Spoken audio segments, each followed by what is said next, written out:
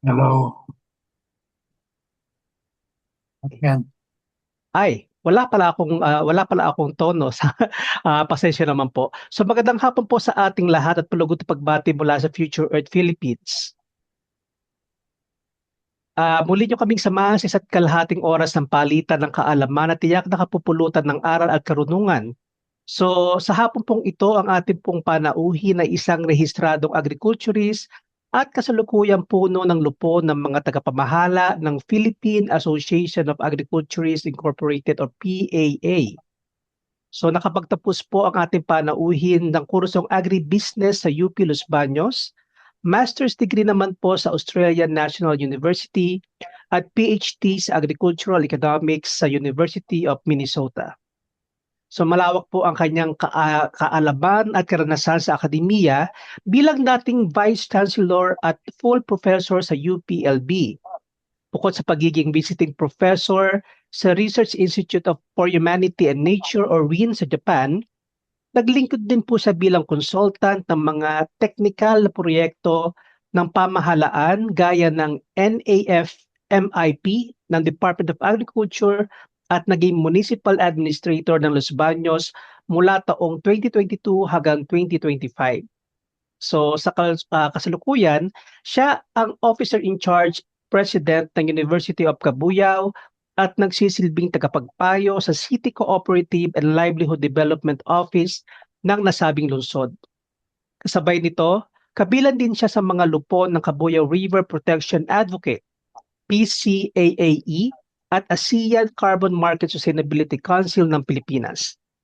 At para po ipresenta ng ika-164th episode ng ating programa na pinamagatang mga sistema ng pagkain na handa sa climate change mula sa kaalaman tungo sa aksyon, pagtataguyod ng mga matatag na pamayanan sa pamamagitan ng patakarang nakatungtong sa patunay at lokal na aksyon sa Pilipinas.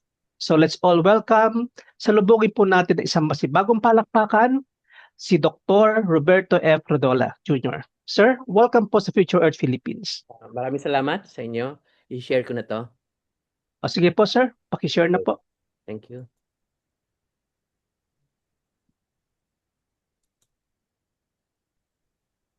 Kita ba? Opo sir, Teka. I-full ano ko lang. Okay na? opo sir. Okay, thank you very much, Mr. Mark Flores. At it's a big honor for me to be with you sa episode 164 of the Filipino SDG Action Hour and to participate again in Future Earth Philippines after several years. Medyo matagal ako din nakapag-participate sa Future Earth. But here in the Philippines, we know the reality of uncertainty. Especially now, we have one season bringing drought that will crack the rice fields.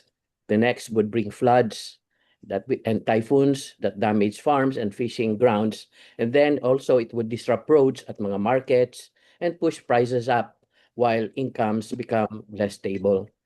But today, the only thing that we'll be discussing is not only about climate change that is harming our food system. It's about what we can do in response. So that's the basic discussion that we'll have this afternoon. So the theme for this afternoon is climate smart food systems, from knowledge to action towards building resilient communities through evidence-based policy and local action, which is both urgent and practical. So as we all know, the Philippines stays in the front lines of climate risk. Typhoons, as I mentioned, floods, droughts, salt water. Sorry, namimiss kong ipipindot ko lang. Di ko pa naman just second. So so this is both urgent and practical. The Philippines now sits on the front lines of climate risk, typhoons, floods, drought, salt water, etc. Disruptions are felt most by people who grow, harvest, yung mga farmers, no? Those who harvest, those who transport, those who sell food, and the community is already struggling to meet the daily needs. So the good news is we're not starting from zero across the country. Evidence is growing on what works. Mga climate resilient seeds, diversified farming, mga livelihoods, improve post-harvest and cold chain facilities, early warning systems, and all that. And nutrition-focused programs that would protect health while strengthening food security. So what is the challenge? The challenge is not the lack of ideas. That's not. It is turning the proven knowledge into coordinated, funded, and locally owned action. So that is the bridge that we will focus on today, connecting science and data with the realities of local governance. And then, we'd like to align the national policies sa mga LGU priorities and ensuring solutions are inclusive, especially sa mga smallholder farmers, mga fishers, women, youth, and vulnerable communities. Then scaling what works requires clear roles, shared metrics, workable incentives, and partnerships that move beyond pilots to sustain implementation. So, as I think all know, resilience doesn't come from reports alone. It happens when national policies enable innovation, when LGUs and communities have the tools and resources to act. Pag ang mga farmers, fishers, scientists, ang mga businesses, they would work together. And then when every peso invested is guided by evidence and measured by results. Mga results of what? Mga stable harvests, mga safer livelihoods, better nutrition, and fewer families falling into crisis after every storm, which I think, which we all know, we always experience. So this session is designed to be practical and collaborative, not a lecture. Together, we'll move step by step from evidence to action, strengthening coordination among LGUs, universities, businesses, NGOs, and people's organizations. We'll anchor then our discussion on 3 connected goals. The SDG 2, which is zero hunger, SDG 11, which is sustainable cities and communities, and SDG 13, climate action. So as shown here, the key question is, as we begin, let's keep one question at the center. How do we build food systems that can absorb shocks, adapt quickly, and continue delivering food and livelihoods community by community across the Philippines? So by the end of this session, we'd like to aim to leave with the shared understanding of the challenge, also a set of evidence-based policy and program options, and a simple action plan, possibly a template that among LGUs at mga communities can use, especially for climate-smart agriculture and disaster resilience that protect long-term food security and public health. Now, the next is, why would this matter? Well, climate hazards kasi are no longer rare events. We always in fact, we expect it every year. Right now, we're experiencing it with typhoons and floods. Kaya ngayon, walang pasok. Like those we're experiencing now, as well as droughts and extreme heat previously, which are happening more often and can quickly disrupt food and health systems that we always experience. Itong mga shocks na ito can escalate into nutrition and public health emergencies, especially sa mga bata, mga pregnant and breastfeeding women, and then mga older people and low-income families. So in the Philippines, usually the storm commonly lead to nutrition crisis in a predictable way. What are those? Ito sa local food production, sa crops, livestock, fishing, seeds, which are damaged. Mga supply chains, roads, ports, cold storage, market closures, price increases, which are disrupted, at mga basic services, which include healthcare, clean water, sanitation, school feeding, which are interrupted. So as these food choices become more limited and living conditions deteriorate, we experience illnesses, especially diarrhea and respiratory infections, increase, further worsening malnutrition. So I'm not surprised when I hear friends of mine getting sick at this point in time. After the initial shock, many at-risk families would rely on short-term coping strategies that can harm them over time. Ano yon? They would eat less, or they would eat less nutritious food. Also, babawasin nila ang pagkain ng mga anak nila, or they would pull them out of school, or ang marami, they would sell their tools or livestock. And many would, I know, would be borrowing money at high interest rate, mga 5-6. These choices increase long-term risk by raising stunting and learning losses. It would worsen a mother's nutrition and slowing recovery. And local governments and local partnerships, which personally I see now, are often the fastest way to protect people. Yung kagad ang nagre-respond, no? Mga LGUs, they can identify kaagad mga high-risk barangays. They would mobilize health and nutrition workers, coordinate relief, and connect families to social protection, supported by civil society, mga local businesses, at mga community groups that understand last-mile challenges. So, the fast response also needs evidence, or database policies. So the limited funds, ang mga limited funds would be used to approaches that still work during disruptions, rather than just being used for other things that don't work at all. They reach also the most vulnerable and can be built into regular systems.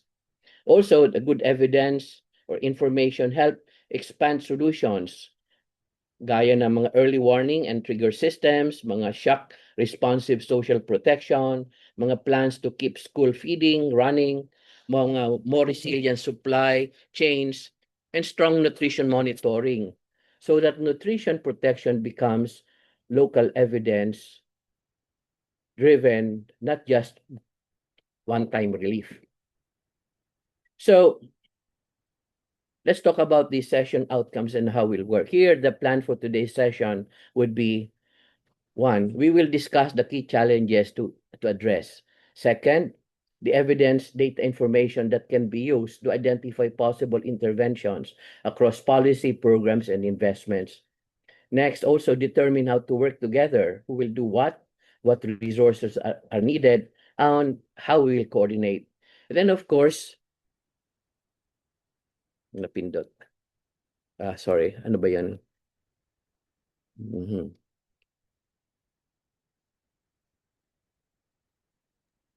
Also, organize, so in the action our output, a short draft plan with name, leads, immediate next steps, and indicators for quick wins. Organizers can use the deck to guide the session, and participants can use it as a working document to develop and commit to actions. Now, do take note. Do take note, the 3 SDGs mentioned, SDG 2, 11, and 13, are connected and should be addressed together.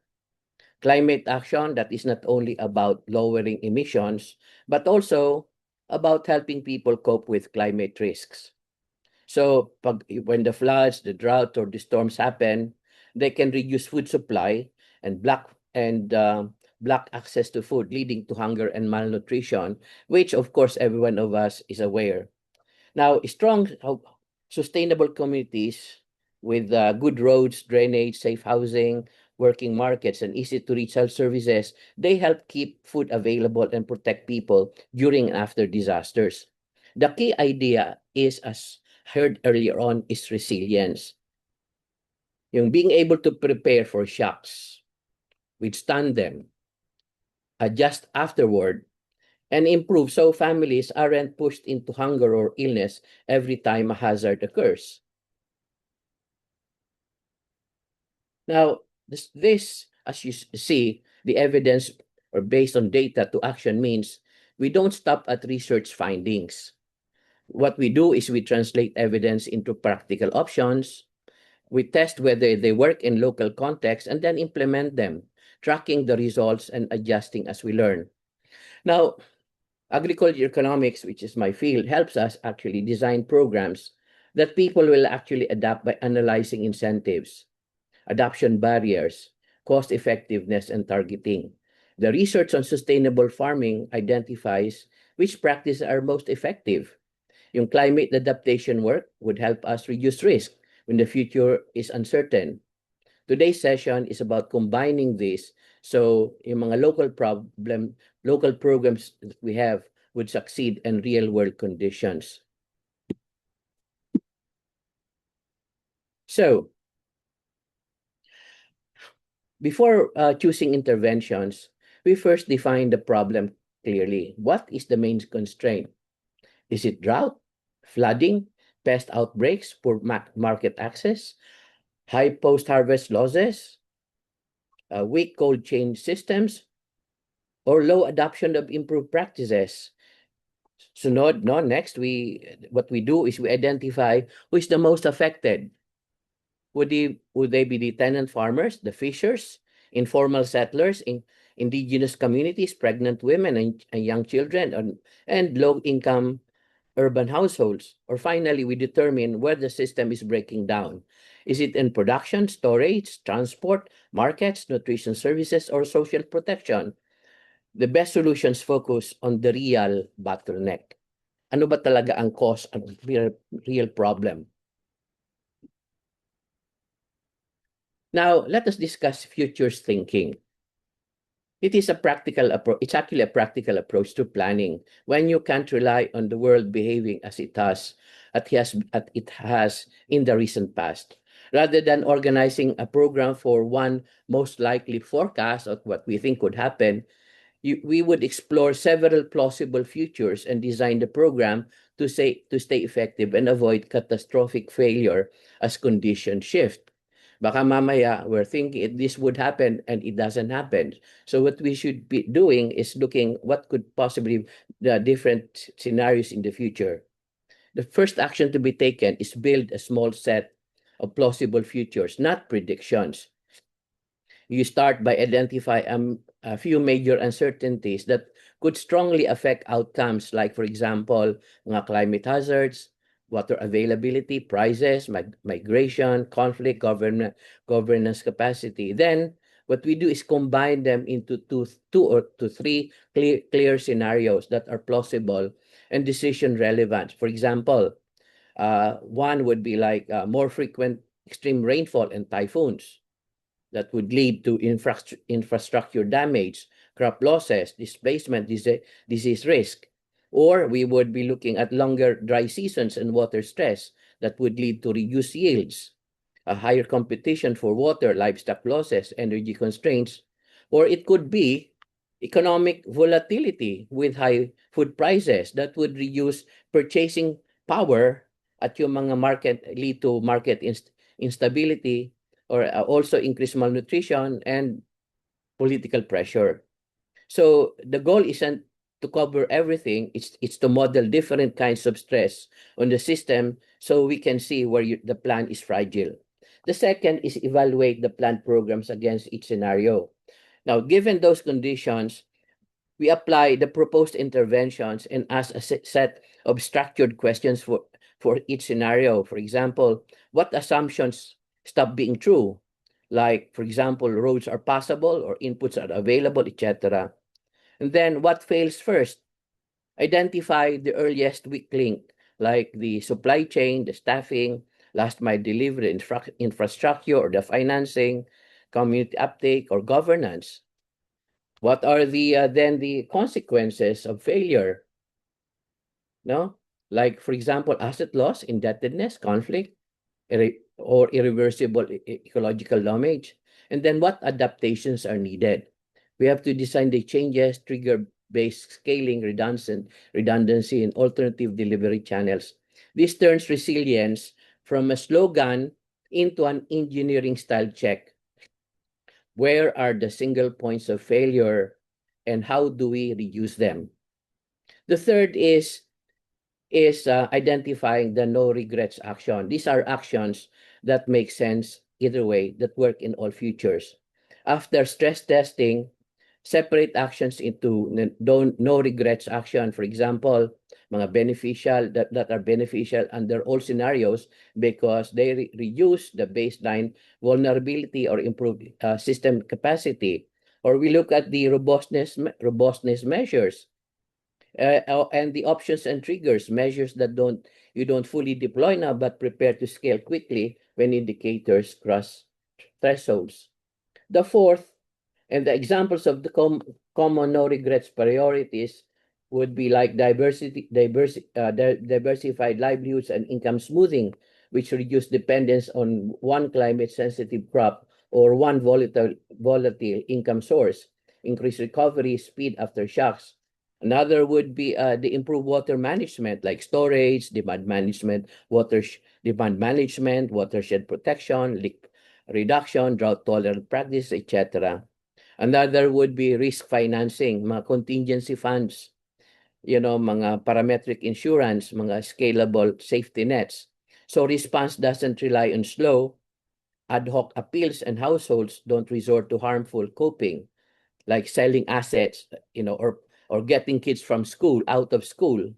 Then another would be like early warning and early action systems, like mga better forecasts, community dissemination, clear decision thresholds, and others.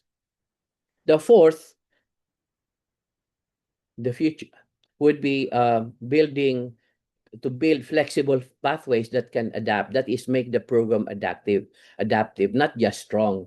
The future's thinking typically leads to programs that would monitor leading indicators, like, for example, mga rainfall anomalies or reservoir levels that we experience every time, mga staple prices or disease outbreaks.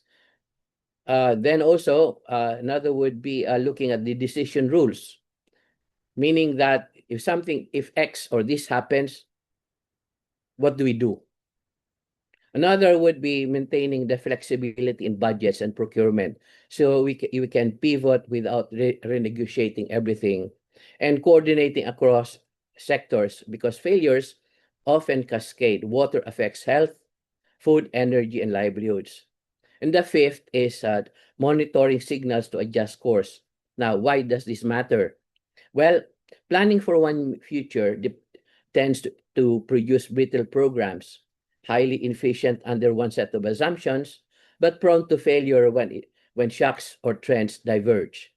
Futures thinking increases the chance that investments remain valuable, reduces regret, and helps choose interventions that keep delivering benefits, whether floods, drought, price spikes, or combinations of all three dominate the next decade. Then we have another would be the agriculture and the SDG2 in agricultural interventions. Let's talk about the SDG2. For SDG2, the aim is to end hunger, achieve food security, improve nutrition, and promote sustainable agriculture by 2030. The focus is on protecting food production and making sure people can get healthy, nutritious food. Ano mga considerations dito? What would be included? One would be the climate-smart agriculture, which would include the mga crops that can handle heat or drought better, mga more diverse farming methods, that we should be doing, mga pest control that relies less on chemicals. In fact, yan ang gusto natin mangyari, and better tools to help farmers make the decisions. Another is the water-smart options, like mga small irrigation systems, solar-powered pumps. Solar power right now is actually, yung experience ko ay maganda, where they work well and collecting rainwater that can reduce the impact of dry periods. Another is improving soil health through compost, cover crops, and agroforestry that helps the soil hold more water, can increase harvest over time.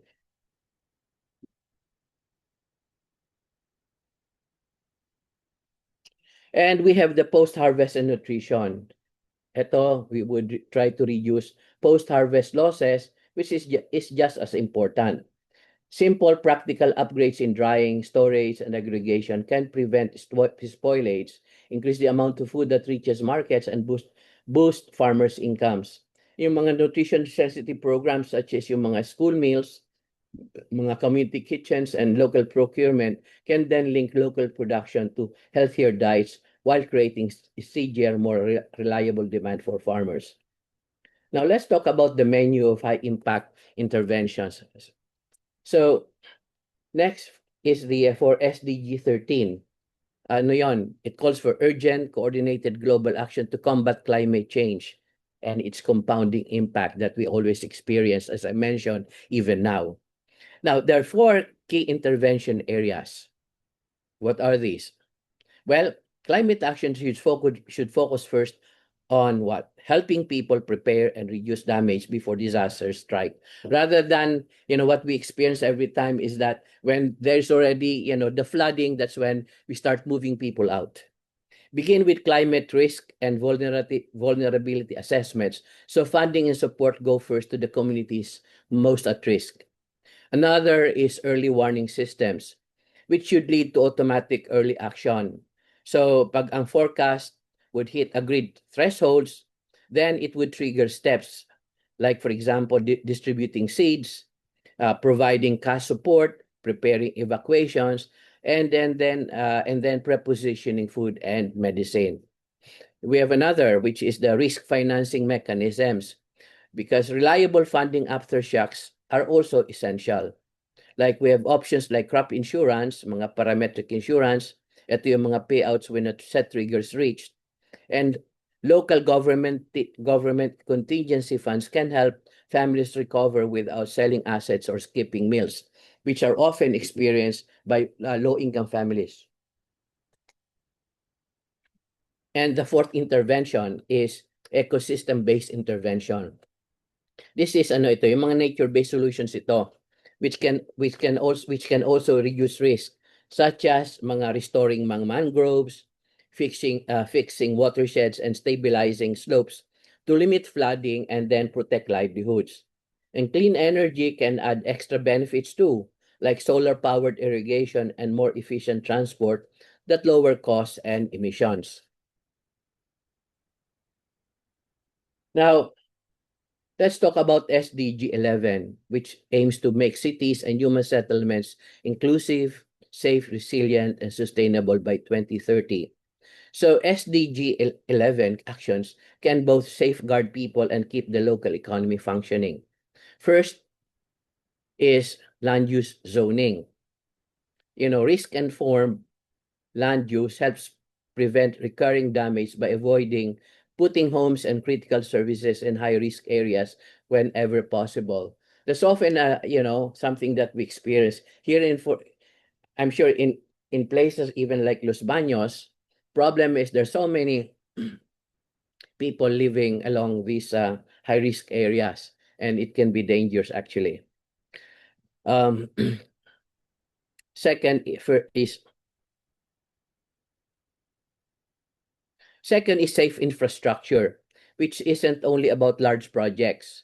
It also includes maintaining drainage, keeping roads passable during the heavy rains, creating elevated storage areas, and ensuring evacuation centers are safe and can double as community hubs. The third is markets, which are a key part of resilience. If roads fail, of course, we expect food supply to fail. That we have experienced. Local storage hubs and cold chain investments reduce spoilage and help stabilize prices. That's the reason why these local storage hubs are very important. And the fourth is inclusive governance. Inclusive governance is the difference between plans on paper and plans that work. Regular drills, mga clear risk communication, and meaningful inclusion of vulnerable groups help ensure readiness in practice. Health and WASH continuity plans are essential because disease outbreaks often follow disasters. Ang mga WASH continuity plans are preparedness and response plans that keep water, sanitation, and hygiene services operating during and after disruptions such as floods, droughts, earthquakes, conflict, or power outages.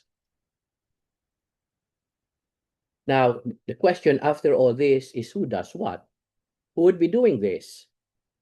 Well, many good ideas get stuck because people don't coordinate well. A practical solution is to assign clear roles. One, we have the LGUs. The LGUs should bring everyone together. They would manage budgets and include actions in local plans. So we have the CLUP, for example, CDP, the RRM plans, LCCAP, agriculture plans, and all. Now, the universities where we come from, they can help through extension services. In fact, this is one of the things that we do in the universities, no? And mga field trials and monitoring to learn what works and why. Then we have the businesses. The businesses can improve supply chains by providing market connections, storage and logistics, and co-investing in technology. That's one thing that they would be. And then, of course, we have the we have the NGOs and people's organizations. They can lead community engagement, deliver support to hard to reach areas, and promote accountability. And the national agencies can set the standards, provide the technical support, and help secure co-financing. So the goal here is collaboration that works in everyday practice, not just a list of partners. Now, what would be the action hour output? Build your local mini plan. To keep this session practical, let's come up with the steps that can be followed to be able to act on it right away. First, identify the main priority problem. For example, recurring flooding disrupts market access and causes post-harvest losses in barangays. Second, specify who and where. Name the target group and the location. Then choose 2 actions, quick win that can be completed within 90 days, and a long-term solution that needs continued investment. Next, we assign responsibilities and list resources who will do what. What can be used? The current budget, the possible grants, counterpart funding, and in-kind support. And then, of course, choose a few indicators to measure progress. Like, for example, the hectares using CSA practices, number of farmers trained, adopting, reduction in post-harvest losses, etc. And then, of course, at the end, we'll be looking at monitoring. Monitoring would measure a few key things, like track output to outcome. We monitor progress from activities delivered to real-world changes, link each output to a measurable outcome indicator for accountability. The other one is to come up with a simple dashboards. To make this doable for LGUs and partners, use a simple dashboard or with a short list of indicators. I mean, this part of the monitoring. Update it monthly or quarterly using data LGUs already collect or gather at low cost. And of course, we have the policy feedback loops. Feed results directly to local policy reviews and annual budgeting cycles. And then use the results to guide policy and budgets. So that dashboard should be discussed during regular planning and budget reviews. If something works, expand it. If results are weak, adjust the design or stop funding what isn't working. Then, of course, we have continuous learning. Schedule quarterly learning reviews. Document what worked and what did not, and adapt program design based on real data. And last but not the least, learn and improve quickly. Do short regular reviews plus a deeper annual review. This turns monitoring into a tool for continuous improvement, not just compliance. So, a call to action then. As we wrap up, let's remember this. Climate smart food systems aren't just an idea. They're a promise we can act on right now. In the Philippines, when policies are based on evidence and communities lead the work, we don't only protect crops and fish catches, we also improve livelihoods, nutrition, and people's hope for the future. Also, let's turn what we know into real action. We use data to guide decisions, invest in farmers and fishers, expand solutions that already work, and cooperate across sectors and islands. The climate is changing, but so are we. If we move from knowledge to action, we can build food systems that are resilient, inclusive, and ready for what's ahead. So today's SDG Action Hour will truly matter if it leads to commitments that continue after we leave this forum. We brought together research and real-world practice, agricultural economics, sustainable farming, and climate adaptation into a practical plan that can work locally. So our message is simple. Climate-smart food systems and disaster-resilient communities are possible when we use evidence, coordinate well, and follow strong local leadership. So maraming salamat po, and let's move forward together. You may want to share your experience also related to what I just discussed, plus additional suggestions for what I just shared with you. Maraming salamat po. Maraming salamat din po, Dr. Bert at napakaganda pong presentation. So napaka-eye-opening po ng inyong presentation, but at the same time, masyado din po siyang malawak at sana po ay ma-achieve po natin ang smart food system. So now we're going to open our floor sa ating pong mga panelists, attendees, na meron pong mga katanungan at gusto pong liniwagin sa ating pong panauhin. So you can type in your questions po sa ating pong drop box. Before anything else, I just want to welcome po si Sir Cesar, Ma'am Luli, Sir Ike, Doc Maala, Sir Ted, at ang ating pong mga regular na panauhin po sa ating pong mga attendees. Yes po, Ma'am Luli. Yeah. Ay, maraming salamat, Bert. Maraming salamat din. Tagal ako din naka-participate dito. Oo, nami-miss ka namin sa Future Earth. You mentioned noon na kaya ka busy-busy ka, you were advising yung mayor Yeah, dito. sa Ngayon- Laguna. Yeah, ngayon sa Cabuyao na ako. Ah, doon ka naman merong college. Pero college, sa university yan, yeah. Sa so gusto ko malaman yung nung when you were in advice with the mayor, what sort of activities did you do that relate to these smart food systems na sinasabi mo? So actually, ang ano diyan is identifying yung mga areas dito sana na na tawag dito where they can actually ganito yon, no? Ang difficulty dito sa Los Baños is that we have the area, agricultural area is quite limited, very limited. In fact, maraming gustong tumatawag sa akin, gusto dito, pero we do not have the area. So, ang pinaka in terms of the food, what I did was to connect with one of the big co-ops, and he offered that they would be supplying food here at a very low price, no? Saka ikakalat niyo sa mga markets. Pero in terms of, agriculture production, medyo maliit ang area dito, walang halos ditong mga like sa other areas like Santa Maria, doon kukuha sana ng mga agricultural crops tapos dadalhin dito. Kaso lang by the time that we were able to set it up ay hindi na naituloy dahil nawala yung mayor, napalitan ng mayor, so wala na rin ako. But that was the plan. That is it depends on the area actually. Ang nakita ko dito is sana, like for example, we did Laguna, I talked to the provincial agricultures. We started planning na we identify yung mga different areas where we can produce crops. Dahil ang difficulty kasi sa agricultural production is pag maganda, for example, ang price ng halimbawa mais, lahat nagbebenta ng mais. The following year, ang problema niyan, lahat sobrang surplus, bagsak ang presyo. So maganda ang kausap ko yung provincial agriculturist, ma-identify natin, ma-designate saan mga possible magagandang itanim yan para hindi magkakaroon ng oversupply of rice. That is in the agricultural area. So yun ang isang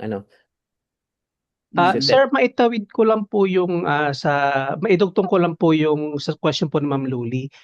Paano nga po ba yun, sir, magkakaroon tayo ng fine balance na mahanap yung tamang balanse ng smart food system knowing na ang ating pong mga agricultural land talaga ay paubos na? Paano po tayo magiging secure? Yun, that's a big question that we have. Ang isang problema natin actually is ang um, kakaunti. Ang ano kasi dito, ang laging focus natin is on increasing rice production, no? Yun Mm-mm. lagi. And kakaunti naman ang ating area. Kaya laging kulang ang ano natin, ang rice natin. Whereas ang mga farmers naman, mababa ang presyong kinukuha sa kanila, lugi din. Now, one of the proposals is instead of getting them to all plant rice, why don't we push them to plant mga hybrid, mga high value crops, so that from the earnings they can use what they earn from it to buy whatever they would need. And then yung mga rice naman na ginagawa, talagang kahit what happens ay talagang we import rice. Yun lagi ang nagiging focus na Si Opo. Ted Yes, sir, Ted, meron po tayong question? Atambay gusto Oo, mag-suggest. magandang hapon po at nakikinig ako. If you recall, sir, naging teacher kita eh. Alam ko, isa ka sa una kong naging estudyante na bagong graduate. Nung nagka-practice teaching ka, siguro. Fresh Practice. graduate. Anyway, of course, as an agriculturist, tama naman lahat, sir, ang mga sinasabi niyo. Wala naman point of disagreement. Ang punto nga lang, palaging budget eh. Di ba? Yes. And then pag pinag-usapan ng budget, hindi natin maitatatwa. Yan ang naging problema natin sa Pilipinas. Napakalaki ng inefficiency natin. Yung term na inefficiency, in plain language, that is corruption. Ang laki kasi eh. Ang pumupunta dun eh. Itong nakaraan, Sinabi mo. taga-NEDA pang nagsabi sa akin eh. Okay?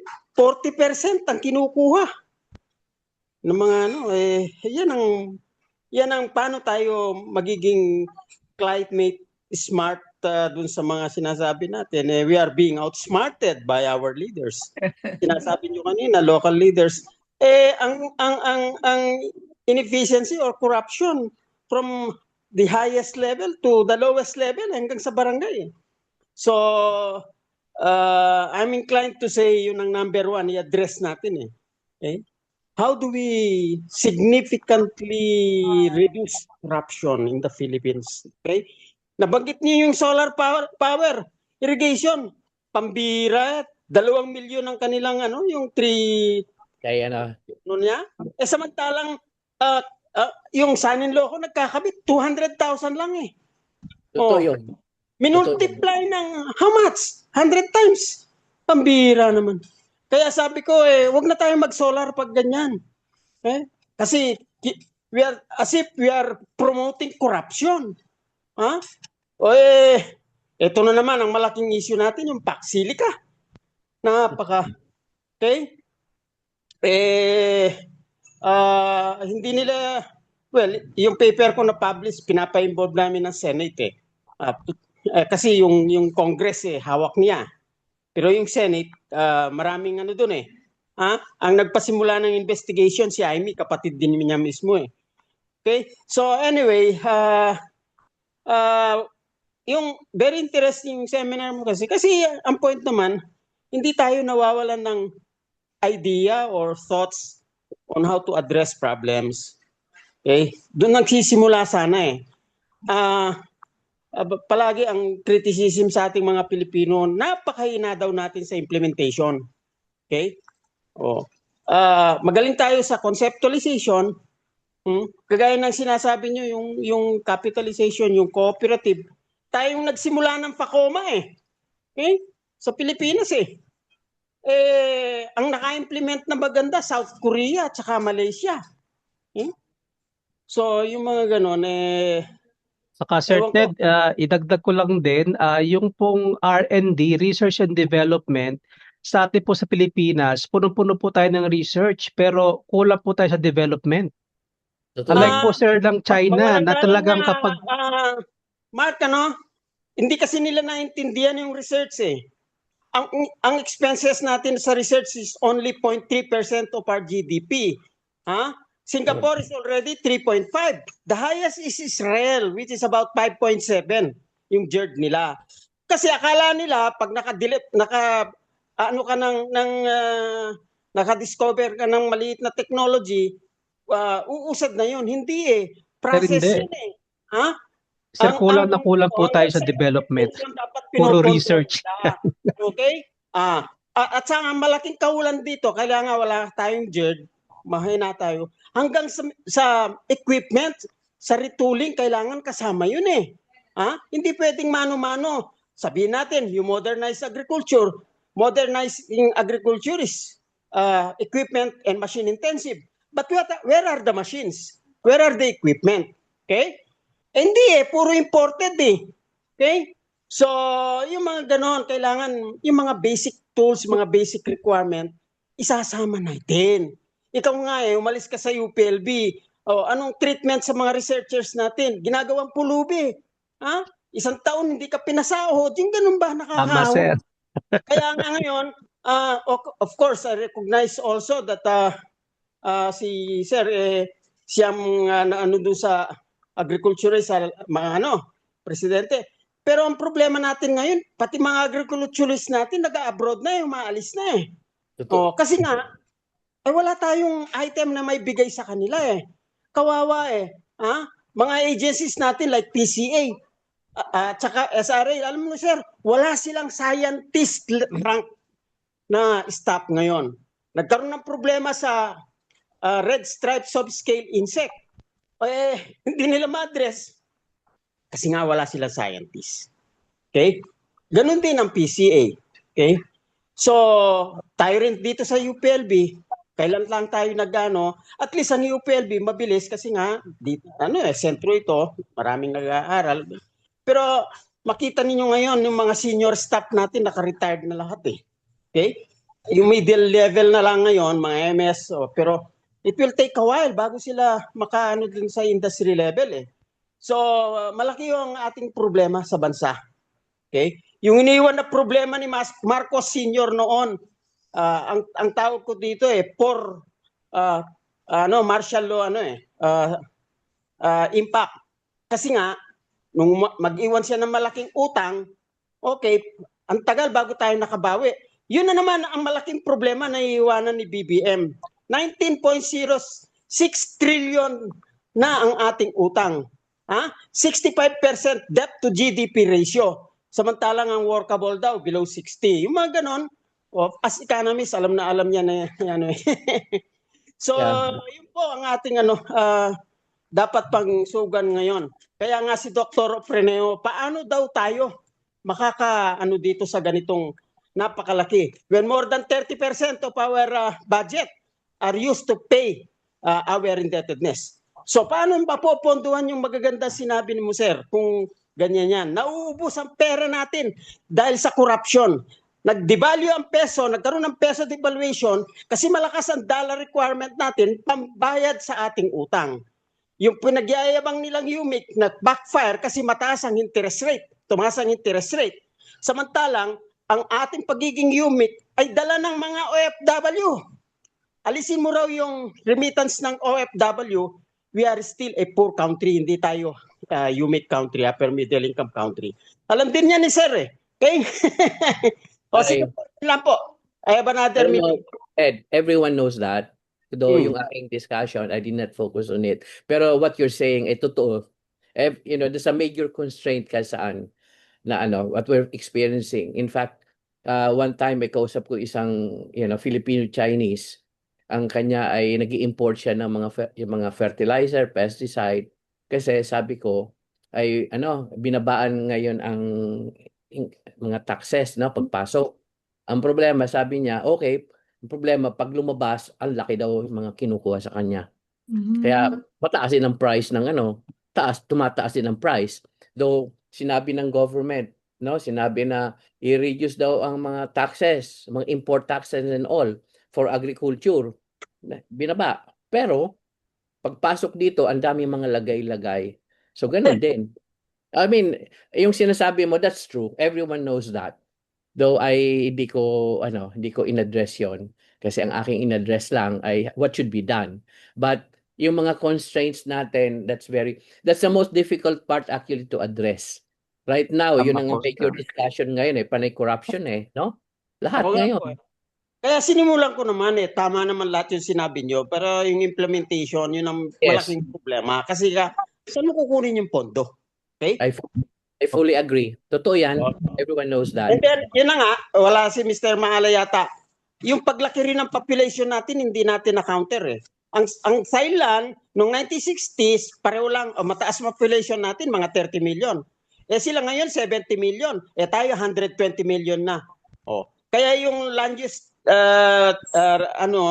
na sinasabi ni Mark kanina, tama rin yun, kasi nga masyadong dumami ang ating populasyon. Ilang yon. Naubos na rin lang ang agricultural areas natin. Marami Tama pa po, po sir. tayong Conversion. ancestral land ng mga IPs Ang dami. na pwedeng i-develop. Tama rin po naman yun. Opo. So, Sir, salamat po sa napakaganda pong mga puntos at diskusyon. Mapunta naman po tayo ngayon sa question po ni Doc Maala, and after po dito po sa question po ni Mr. Tejada sa Q&A box. Yes, Sir Maala, ano po ating question? Naghang po ata. Mhm. Hello, sir? Hello, magandang hapon.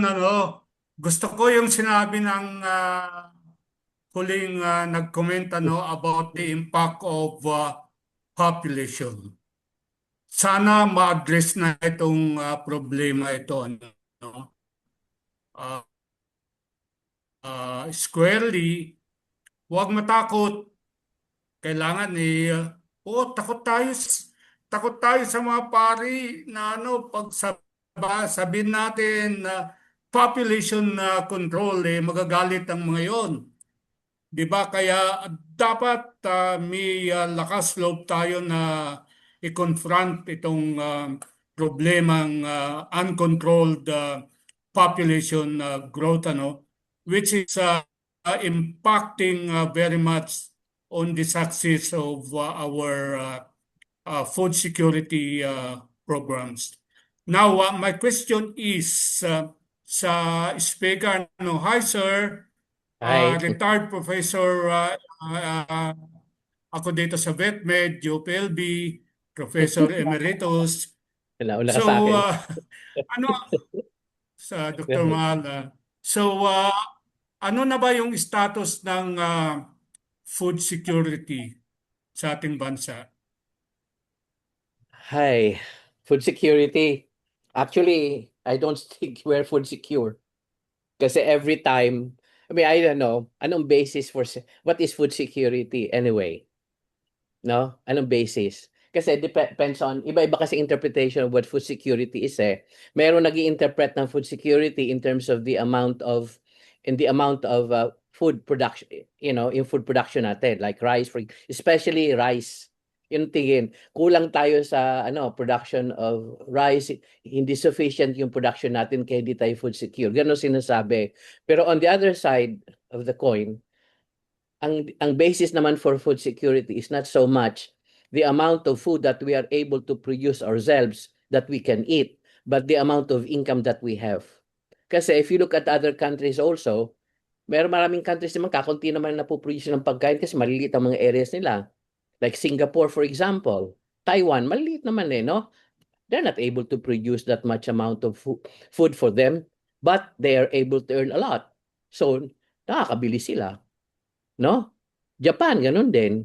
So, it's not really, it's not really the amount of food. Especially, tayo ay grabe ang land use conversion. Ang kailangan lang, gaya na sinabi ko kanina, instead of getting farmers to plant rice and all that, na kakaunti naman income nila, kahit umunti ang production of rice, tumaas ang pag-produce nila ng mga high value crops, kikita sila. And from there, they can use the income that they need to buy whatever it is. Unlike yung magpo-produce sila ng yung mga agricultural produce, lugi pa sila no? Lugi pa sila. Wala rin, gutom sila. So, yun ang aking, ano. Now, in terms of naman So, yung sir, population of... follow up. Go ahead. Follow up, sir. Follow up.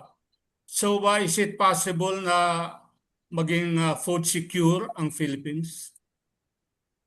The only way that we can be secure ay kung ma-increase natin ang income natin. Question is, what are the different ways of increasing the, the income? No? Tayo ba ay mag-increase tayo ng malaking income from agriculture? What else? Mga industries? Saan? Yung mga kapitbahay nating mga countries, hindi naman sa agriculture sila kumikita eh. Sa mga industries sila kumikita. Taiwan, for example, ang production nila yung chips, sa kanila dependent. Ang tanong ko, saan ba ang ano ba ang mga pwede nating ma-produce dito parang lumaki ang mga income ng mga tao.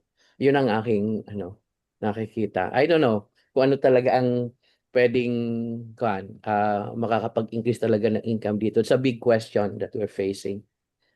Now, in terms naman kanina, So, pinag-usapan nating population, let me share yes, sir. what I got.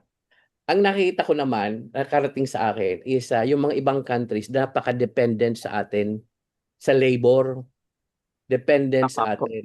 Nung malaman nila, kaya sa atin, nakita ko, ang daming kumukuha sa atin ng mga OFW. mga OF, dami. Kaya diyan tayo mukhang nakikita ko ay malaki din ang nakukuha nating mga income sa mga pera sa mga iyan eh.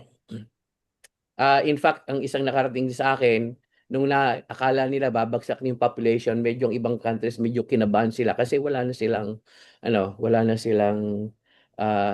makukuha. Unlike other countries, gaya nung si Dr. Kada, yung kasama ko sa project namin sa RIN, ang sabi niya, in 30 or 50 years time, sabi niya, population daw Japan babagsak to 50% of what it is now. Yun ang projection nila.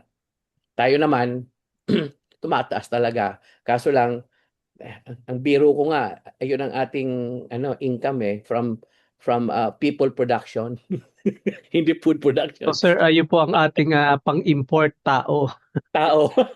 Mga nurses, mga workers sa ibang bansa. Ayun. Maraming They kumukuha kept us ng afloat nursing. financially, ha? Yung mga OFW remittances kept us afloat this past years. So, Tama po. meron ding win-win. So, Tama po. it is an admission that there is a failure on the part of the government to provide jobs to the Filipino people. Yeah, totoo. Totoo yan. Totoo yan.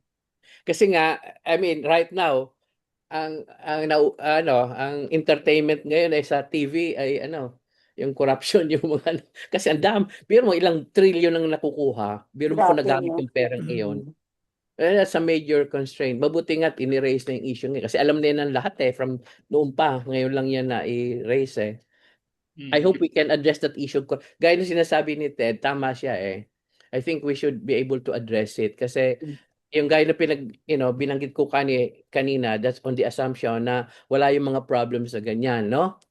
Hindi ko assuming na wala yung problem, pero given nga these are the constraints that we're facing right now, hopefully we can address them.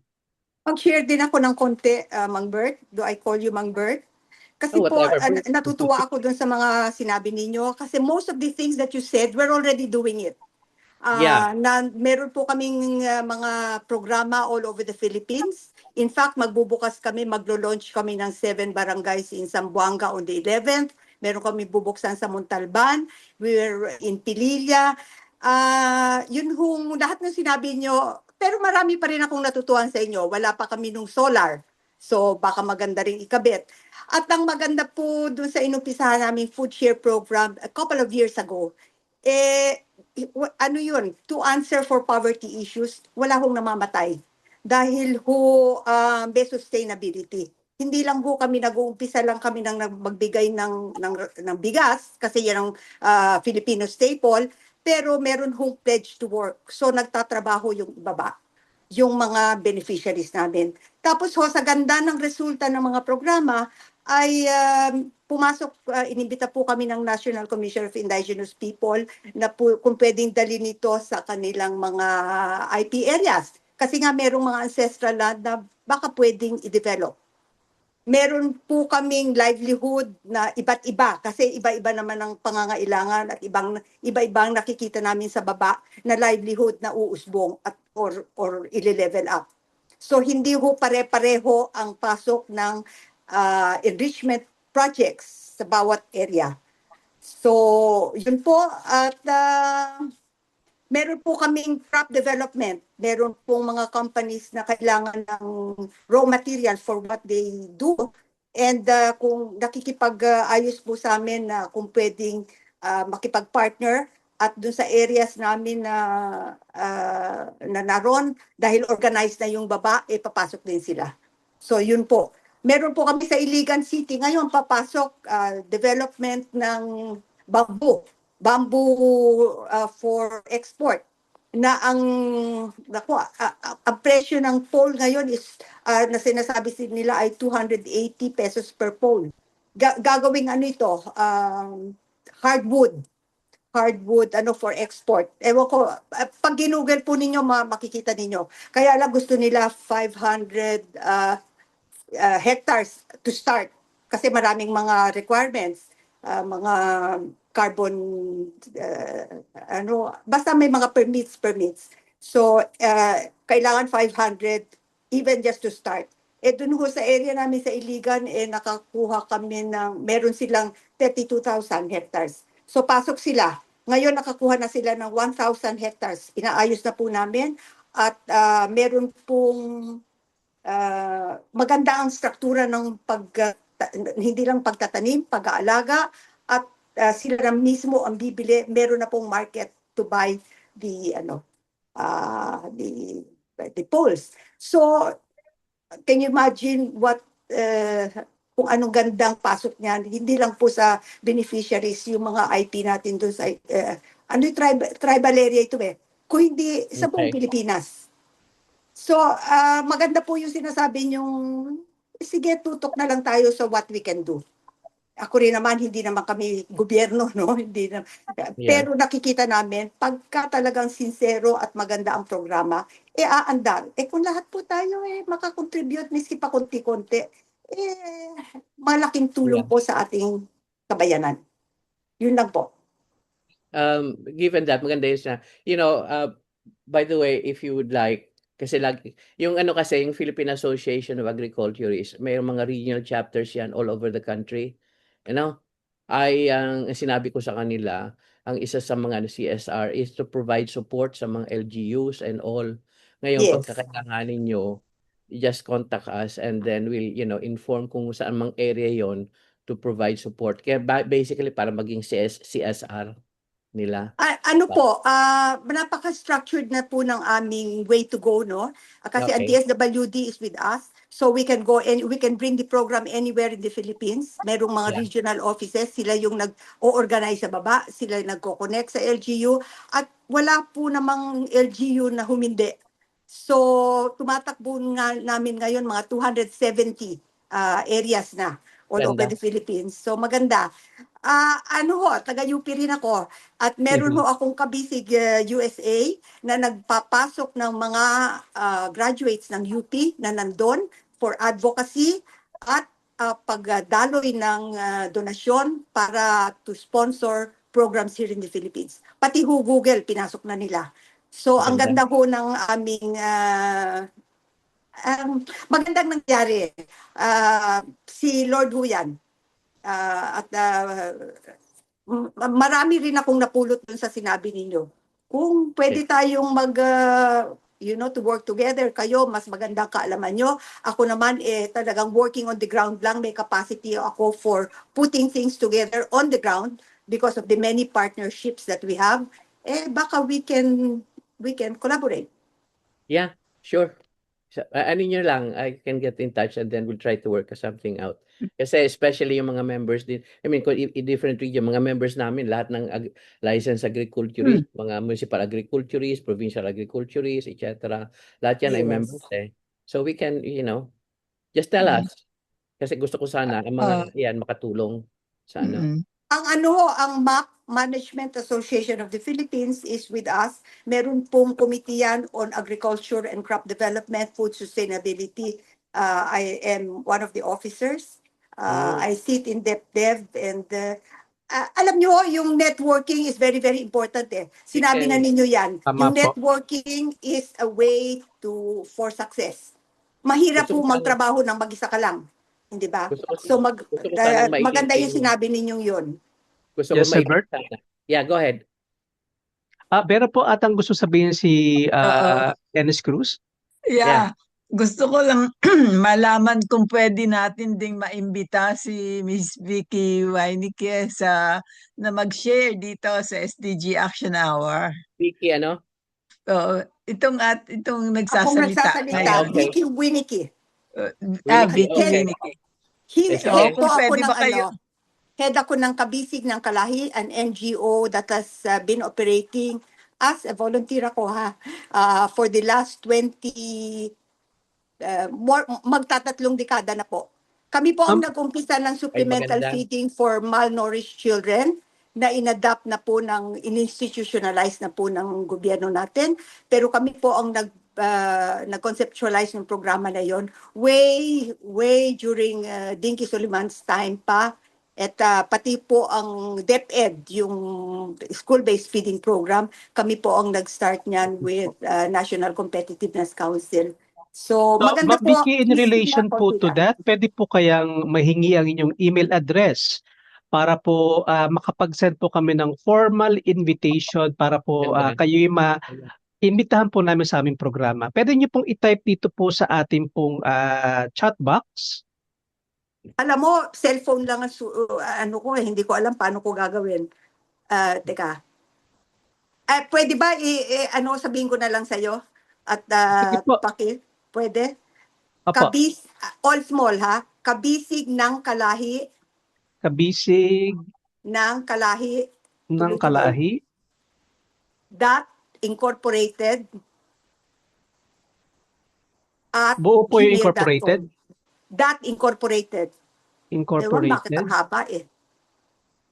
At gmail.com. at gmail.com. Gmail. Kaya Meron maganda po yan. akong long-running program with the SWD, with DepEd, with NCIP, at pag pumasok po kami, pati ho si Sec Chu Laurel, nakaupo ko na. And I sit also in NEDA, DepDev, and Regional Development Council. So yun hong mga ganong koneksyon, nakakatulong para mas gumanda kung ano yung binababa namin na programa. Yes po, Ma'am Nakakatulong Vicky. So po we yun. are looking forward po na kayo po ay Ay, aming teka muna, pong maging... time. Ayoko mag-present kasi hindi ako marunong yung mga PowerPoint. Mas marunong lang ako magkwento. magkwento Ako'y din. more of a worker on the ground. Alam ni Ike yan. Si Ike nandyan, kasama ko yan sa map. Hindi mo Okay. kailangan ng point. Yes po, ma'am. So pwede po natin gawin pong interactive po ang ating pong programa. Pwede po natin gawin para siyang talk show. So Yeah. Q&A po para Siguro po... pagka ganon. Kasi Opo. gusto ko nagkikwento lang, ayoko nung yung mga PowerPoint. Tsaka wala naman ako yung mga survey, mga data.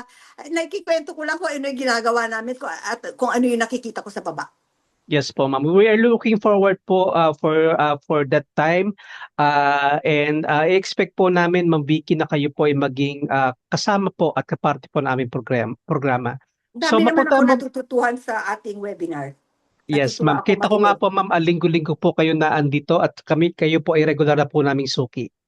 Ayun pala eh. So, papunta po tayo sa question po ni Mr. Tejada. Baka po sandali lang. Sige po. Sandali lang. Bert, kailan ka Yeah. magiging active uli sa Future Earth? O magiging Depende kung ano. Kasi ang hirap sa akin ngayon, pag mga weekday, may pasok ako. Pero gusto ko na nga umalis eh. Gusto ko na Kaso lang, napapahiya akong umalis kasi pinuntahan ako ng mayor at ako'y kinuwang presidente eh. Kaya pero gusto ko ng pero kung mga weekend, etc., I will join. Gusto ko talaga. Hindi lang ako maka-join kasi punong-puno yung schedule. Pero pag mga weekends and all. Pero pag tawag dito, pag ako'y makaalis na, then okay na ako. Yung gusto ko yun eh. Na, Oo, sige, we'll look okay. into that. Pero yung mga invite lang sa ganito, attend ako. Kasi Mm. Salamat po, sir. dami ko naririnig sa mga ganitong forum. Yun pong sorority ko at saka yung Sigma Delta ay napaka-active sa UPLB hanggang ngayon. Tama po, ma'am. So, yan at saka Upsilon. Kaya in touch pa rin po ako sa UPLB. Bilib na bilib ako sa inyo. Pareho tayo eh. Sige po. Mapunta naman po tayo sa question po ni Mr. Tejada. After po ay si Sir Ike. Ang last po naman ay ang question po ni Ms. Reyna Villacuerde dito po sa Q&A box. So, yes, Mr. Tejada, ano pong question po natin? Magandang tanghali po mula sa Qatar. Ako po ay isang OFW. Narinig ko po lahat ng mga sinabi ninyo. Sa totoo lang, masakit man aminin na maraming mga profesional na nanggagaling sa Pilipinas ay mas pinili na lamang pong umalis ng bansa natin sapagkat po sa kakulangan ng oportunidad at sa kasalukuyang sistema na walang patas na laban na kinakaharap ang mga profesional nating mga napoproduce ng ating mga universities at sa tingin nila ay nasasayang ang kanilang mga talino at ang kanilang kalinangan sa isang sistemang hindi magbibigay sa kanila ng patas na oportunidad. Alam ko po na lahat tayo ay aware dito at alam din natin na marami na rin pong nagsisitanda ang mga OFW bumabalik sa Pilipinas. Ang isa pong napansin ko, before po yung sa tanong ko, yung mga OFW po natin na bumabalik sa country natin, kalahati po sa kanila maaari ay walang mga naipon. At ang iba po sa kanila ay bumabalik sa agrikultura because sa ganang kanila, ito ang pinakamadaling paraan para paano sila mabubuhay. Ganon din po yung mga nagre-retire mula sa mga private and public sector sa Pilipinas. Agrikultura din po ang kanilang option para po hindi naman sa sinasabing naghihintay ng twilight ng kanilang buhay, sa tingin ko ay maging produktibo po silang kasapi ng society. So bakit ko po nasabi? Kasi napapanahon po yung binanggit ni Dr. Bert, agriculture is really a game changer pa rin kahit ano pong sabihin natin. Because agriculture is kahit na napakalumang sistema ng pamumuhay ay pagdating po sa pagkain ng tao, wala po tayong pag-uusapan doon. Ngayon po, sa nakikita ko, sa ganang akin po, sa lahat po ng OFW, I believe even all the embassies, Philippine embassies in all of the countries of posting, i-encourage nila mga Pilipino na habang nasa abroad pa sila, ay sana magkaroon ng programa na pag bumalik sila, integration sa Pilipinas, if they're going back for agriculture, then they should take all the smart-based agriculture system. I-induce na nila sa mindset ng mga Pilipinong babalik sa Pilipinas na while we are working here, we need to build up our capital so that when we come back, hindi kami aasa sa mga politiko or sino mang mga korporasyon na ang tanging lamang ay kunin ang aming mga kapital. I really don't believe. I heard Ma'am Vicky about the networks and connection. But I would want to emphasize ethical connections because some of these connections are also linked up with politics, dirty politics in our country. So here, nakikita ko sa ibang country, sa Qatar, disyerto. But we have sustainable agriculture. For so many years, Qatar has been blockaded by most of the countries. But they have built a system. They have a greenhouse here. They have farms. But how are they going to feed the full population? Not only their own countrymen, but also even all the residents. So if a small country like Qatar can build agriculture from the desert land, ang Pilipinas, bakit kulang tayo, nagugutom pa ang mga tao? Unfortunately, Mr. Tejada, democracy cannot be absolute. I Masyado know, po na yeah, abuso. I know, I understand. Sometimes this is something, a social transformation that we need. I do believe that this is not the time for us to blame people. I agree with Ma'am Vicky. I agree with Dr. Bert that we have to do what we can. And I am so amazed of the NGOs' ability to motivate and mobilize people. Ang dami-daming grupo sinabi ni Ma'am Vicky, and I'm looking forward for her to speak in the next session. So I am representing the group of the OFWs. I am not saying na we are keeping the economy of the Philippines afloat because of remittances, because really it's a mendicacy program of the government na hinahayaan niya mga citizens niya going to a country very far from them at hindi niyo na to utilize ang lahat ng abilidad ng mga professional natin. We have brain drain and we are not proud of it. If there is one thing that we have to do is to make sure that our abilities ay napapakinabangan sana ng bansa natin.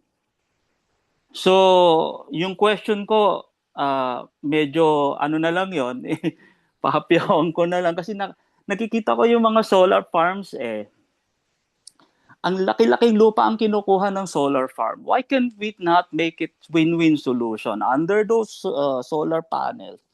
I-cultivate pa rin natin yung lupa sa ilalim, make taniman, kung kailangan ng greenhouse for high value crops and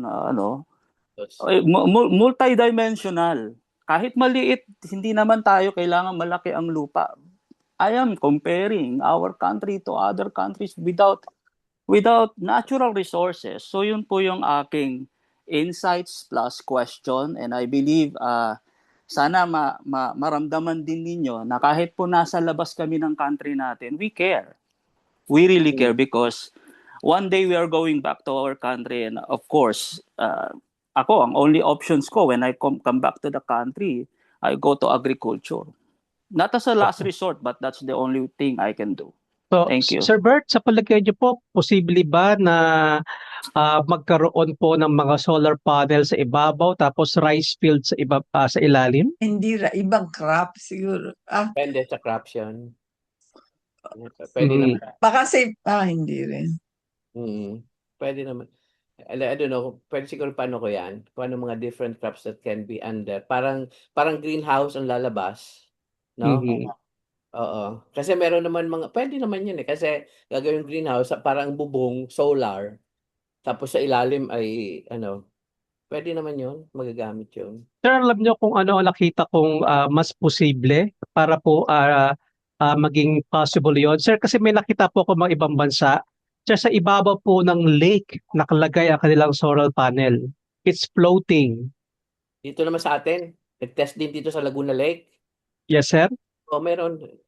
Di ko lang kung pero meron mga test dito sa atin. Meron na po, sir. Oo, mga sa lake. Sige po. Sir, papunta po tayo sa last question for this session. Sir Ike. Sir Ike, ano po ating question?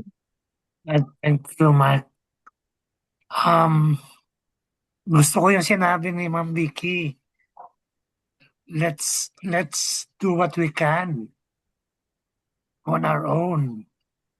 Kasi napapansin ko para hopeless na yung mga tao. Mayroong distrust sa gobyerno. Yeah. Gawin natin yung kaya natin gawin. Dito pa lang sa Future Earth, marami ng resources. Yung kay Doc Bert, ang laking resource. Nationwide pala yan, no? Tama ka, Mark, yung pag-guest ni Ma'am Vicky, interview format na lang. Yeah, Yes Parang tama. po. talk show. Yes Oo, po. parang talk Tama. show. Mm. Pwede natin gawin in advance yung questions, no? Para makapaghanda siya. Ganun. But ang gusto ko sana mangyari, lahat ng ginagawa ni Ma'am Vicky, dugtungan natin using our resources. Ako medyo ilang taon na ba? 1 year na yata akong uma-attend dito. Magaganda yung mga presentation, pero nahihinayang ako na hindi na ilalabas Hindi na i-connect sa real world, no? Parang din yung mga research ng university, hindi na ilalabas. So opportunity na ito, nasa ground na si Vicky, dugtungan natin. Tama po. Papakita Oo. ko ng maraming pictures ng mga nangyayari sa baba. Ayun. Yun kaya ko. Yes po, Yeah. ma'am. Yung yung isang ginawa kong grupo sa Facebook, roster of scientists, inventors, engineers. Yun sana ang gusto kong gawing networking group natin Mm. Oh, sayang kasi I look forward to Fridays.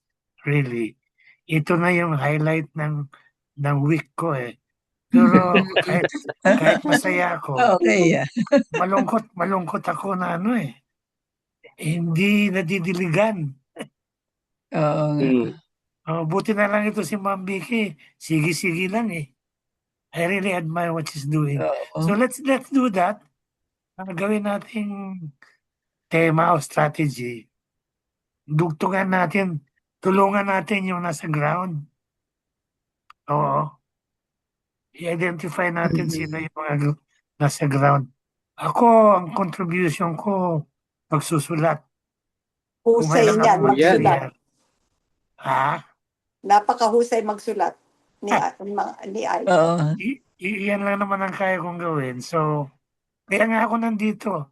Pumupulot ako ng topic But I really want to write about what everyone is doing. Thank you very much. Salamat din po Sir Ike sa wala pong sawang pagtangkit ng aming programa at sa wala din pong pagod na makagawa pa rin po ng impact sa ating community.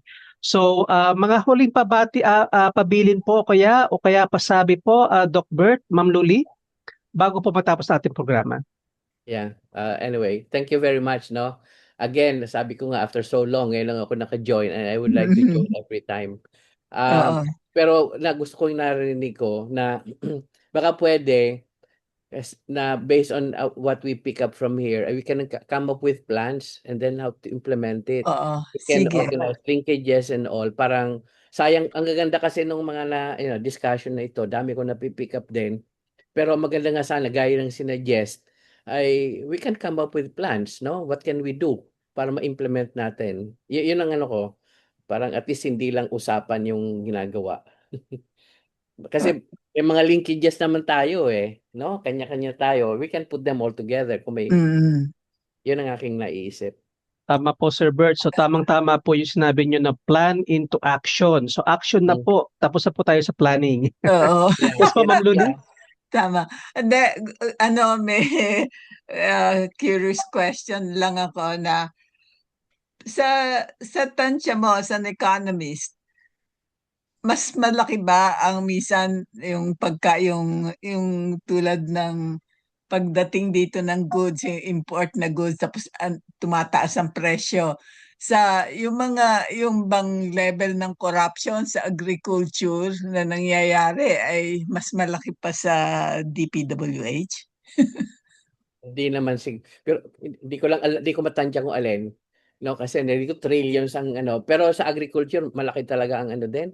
Grabe. Kaya yan ang problema natin na hindi natin laging lumalabas mataas ang prices ng ating agricultural products. Oo. Kasi like na-pick up ko na di-reduce ng government ang mga import tax. And kausap ko, sabi sa akin, hindi man siya makapagreklamo daw, baka siya ay yun nga, guys, sinabi ko na ang laki ng kinukuha sa kanila kaya makatataas din ang presyo. So basically, tapos gusto mag-i-import tayo lagi. Bakit? Ang laki ng kinikita nila doon. So, Yun na nga Mhm. eh. Tama yun ang po. actually, gaya ng sinabi ni Ted kanina, tama yun. Yun ang major problem natin ngayon. Yung corruption talaga na kasi ang gaganda ng mga plano. I don't know, siguro isa yun sa mga things that we should be looking into. No? Tama How po we yun, Sir Bert. Napaka-observable po ng corruption yan sa agriculture. Kita-kita niyo po na talagang napakalaki ng mga pera na nasasayang sa industriya natin. Sir, kasi ako po ay bumibili po linggo-linggo. Sir, nakakapagtaka na mas mura pa po minsan kadalasan ang mga produkto agricultural sa Na malls imported. kaysa po sa palengke po namin. Nagtataka po ako, Yeah. bakit ganon? Bakit mas mahal pa yung kalamansi sa palengke ko kaysa po sa SM? Mm. Kaya sir, doon po mismo sa isa po siyang salamin talaga na may problema po talaga sa ating industriya ng agrikultura. Yun, totoo yan. Yun ang major natin. I think that's a major issue na magandang we should be looking into. And then how do we do that? No? Baka pwede tayong, we can work on that. Kasi nakita ko, lahat tayo, may mga linkages. Possibly baka pwede nating may workout yon. We can have a technical working group gaya noon, no? What we can do about it. Kasi magaganda Tama po, tong sir. mga nabi-bring up, pero ang ko is what actions to be taken. Tama po, sir. So ayun po ang ating babalangkasin bilang pong isang grupo na naglalayon ng mga pagbabago sa ating komunidad. So sa hapon pong ito, masasabi ko lang po na ang pagbuo po ng smart food system ang magiging matatag na pundasyon ng ating lipunan laban sa anumang krisis at pagbabago ng panahon. So sa pamamagitan po ng makabagong teknolohiya, at napapanatiling agrikultura, tinitiyak natin ang isang masagana, ligtas at patatag na kinabukasan para sa susunod na henerasyon. So maraming salamat po sa pagsama sa amin ngayong hapon at muli po tayo magkita sa next week sa isa naman po napakagandang topic ng The Filipino SDG Action Hour. At kahit po masama po ang panahon, let's enjoy the rest of the weekend. Bye for Thank you. now. Thank you. Mag-join Thank Yan, you maraming po. salamat. Maraming salamat.